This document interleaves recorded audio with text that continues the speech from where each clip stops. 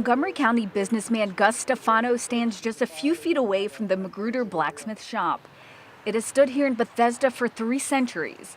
For Stefano, he first fell in love with the stone home as a teenager.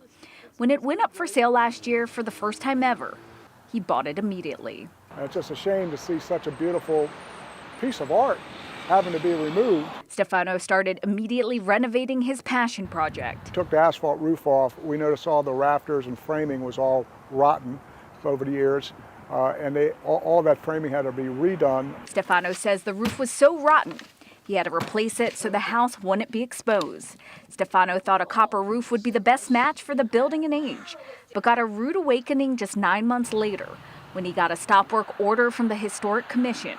He says at the time the renovation of the house was 99% complete.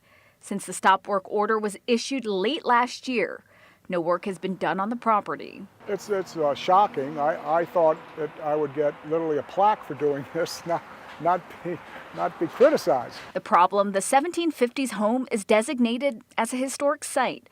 That comes with strict guidelines. The Historic Preservation Commission tells us the exterior of the home can't be modified or deviated from the original look without their permission. The copper roof doesn't meet their standards, so the commission wants it removed and replaced with an asphalt shingled roof. I've tried to convince them, still somewhat in the process, but I don't think there's any hope in that. Stefano says he'll comply with the roof requirement, but it takes time.